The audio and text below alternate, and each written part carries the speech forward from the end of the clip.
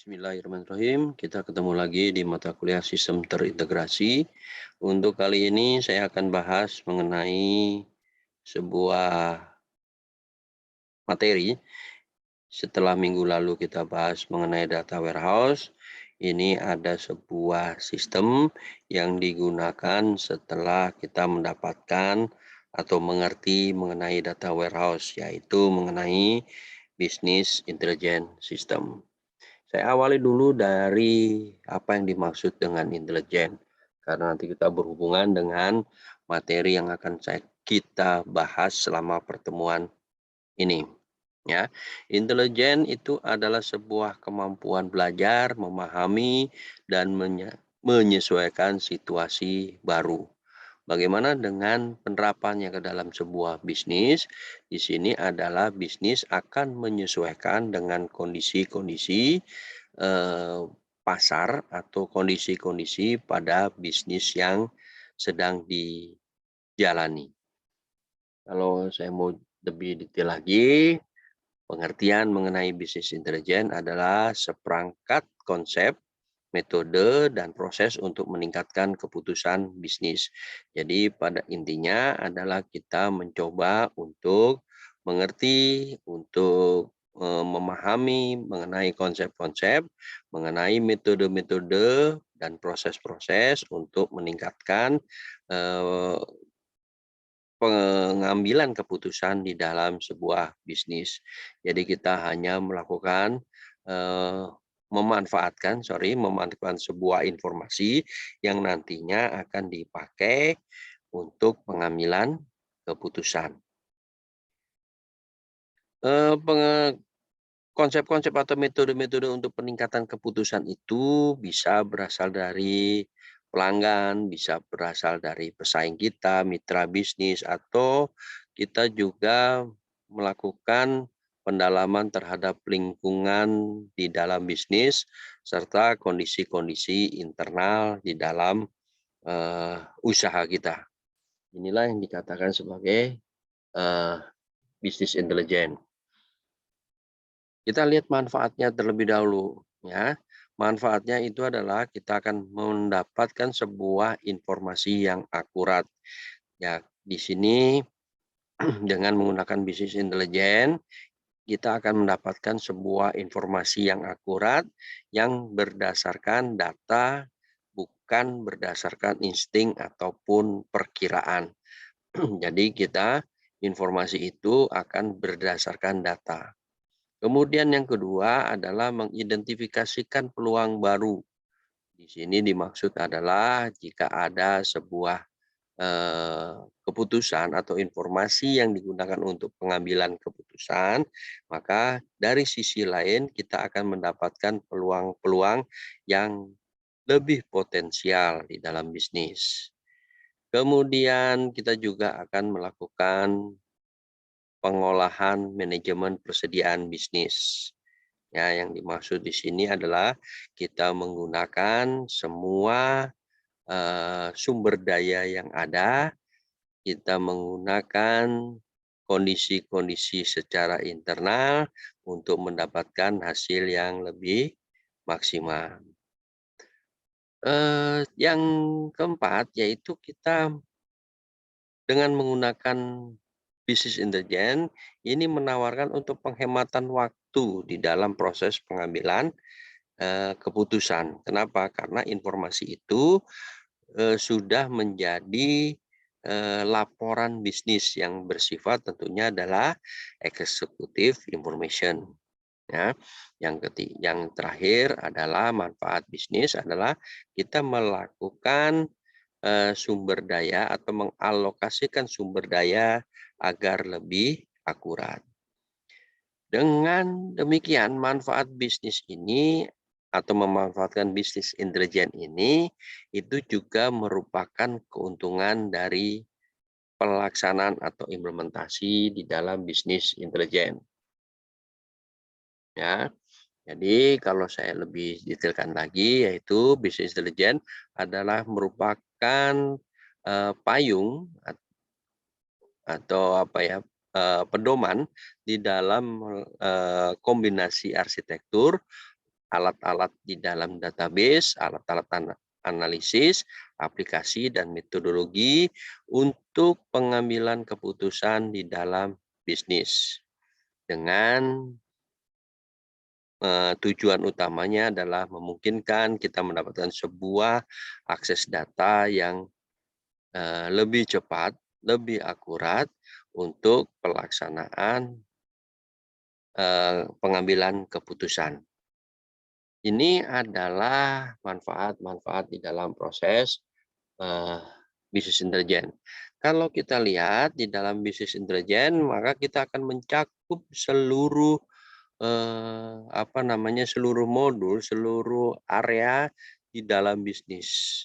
Mulai dari pengolahan portal, pengolahan webnya, kemudian bagaimana kita membroadcast untuk kemajuan atau bisnis kita, kemudian kita lakukan prediksi, kita melakukan pengolahan data, kita menganalisa kinerja flow map kita atau workflow kita, kemudian kita melakukan online system, kemudian ada financial report untuk laporan keuangan, kemudian dibutuhkan oleh top manajemennya itu EIS, Executive Information System, kemudian di keseluruhannya ini ada yang namanya Decision Support System.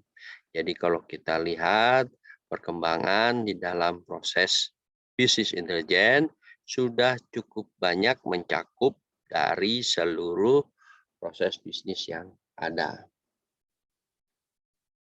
Kalau kita lihat di dalam struktur bisnis intelijen ada 4 komponen di dalam struktur arsitektur di dalam bisnis intelijen. Yang pertama adalah data warehouse. Di sini berisikan adalah seluruh data-data yang ada di dalam bisnis, mulai data logistik, data produksi, data sumber daya manusia, data marketing and sales, dan sampai dengan data finance. Semuanya tercakup di dalam data warehouse. Kemudian ada proses-proses lainnya, yaitu kita melakukan dari informasi yang sudah tersimpan di data warehouse, maka kita akan melakukan analisis bisnis, yaitu merupakan bagaimana alat-alat yang berisikan untuk melakukan manipulasi, menganalisis data di dalam data warehouse. Yang akhirnya atau selanjutnya adalah kita dapat melakukan pemantauan dan menganalisis kinerja dari bisnis.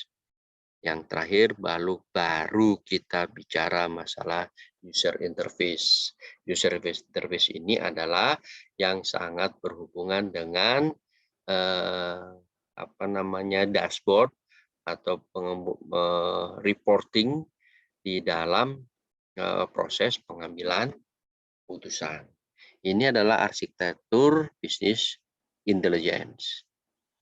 Kalau kita lihat di dalam arsitektur bisnis intelijen, mulai data warehouse, dia bersifat adalah technical yang isinya adalah organizing, summarizing, kemudian standarisasi.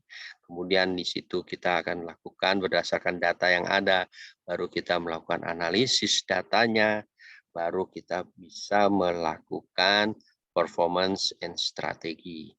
Berarti kita lihat di sini adalah data warehouse itu yang pertama.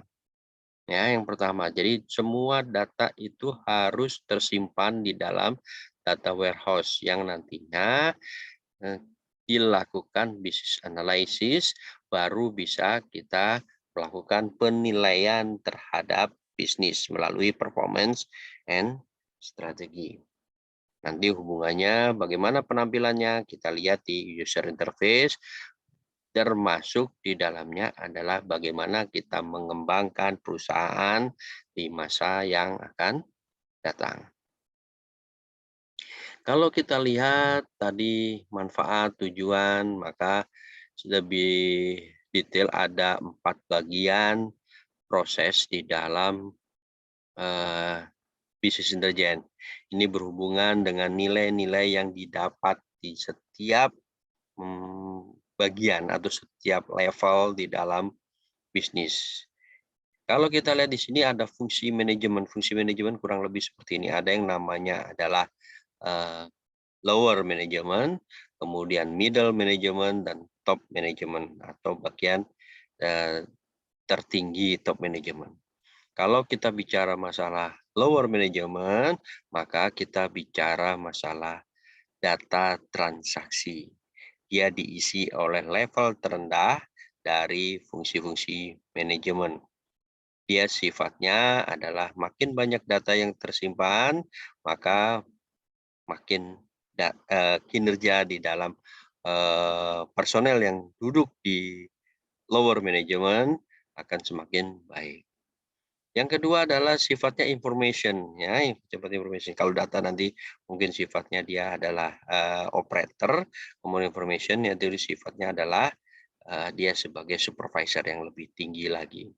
Kemudian di atasnya adalah seorang manajer, dia bersifat adalah knowledge, ya, mengetahui secara keilmuan dia mengetahui, secara bisnis dia mengetahui, tapi dia data yang dipakai adalah informasi-informasi yang sudah dikelola sebelumnya.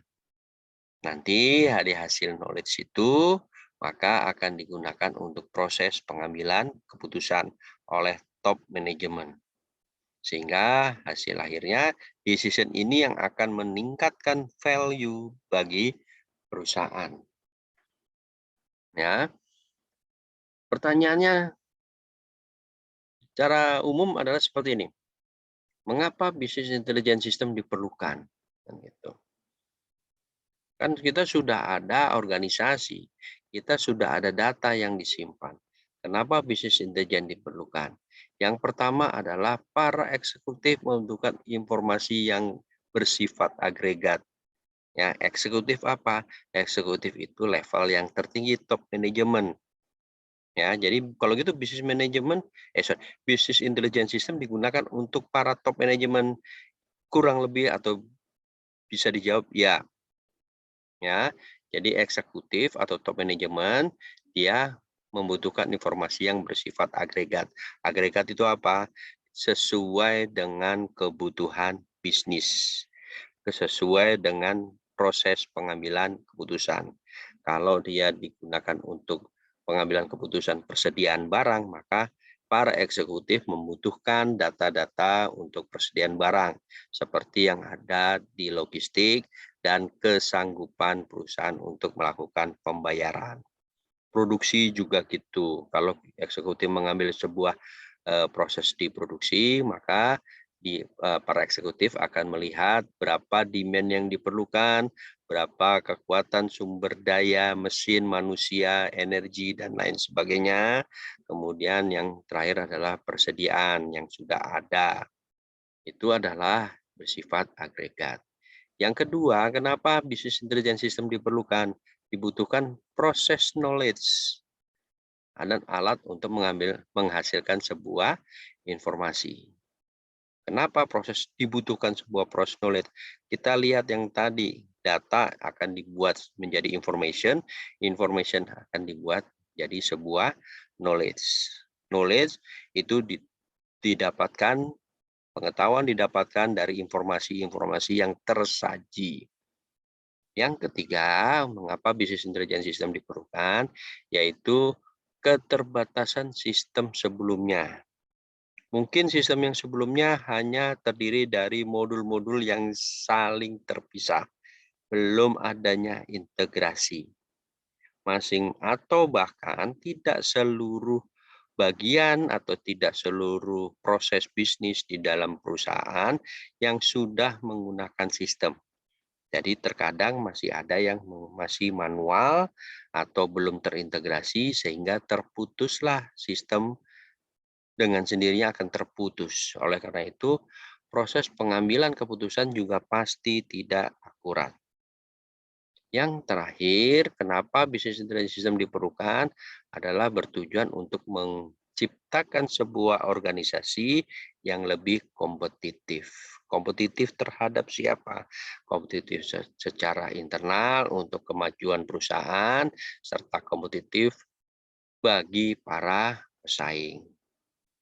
Ya, jadi kalau dari sisi baik, tentunya pesaing juga akan berpikir 2 atau 3 kali atau bahkan 1000 kali untuk berhadapan dengan perusahaan dengan organisasi yang baik.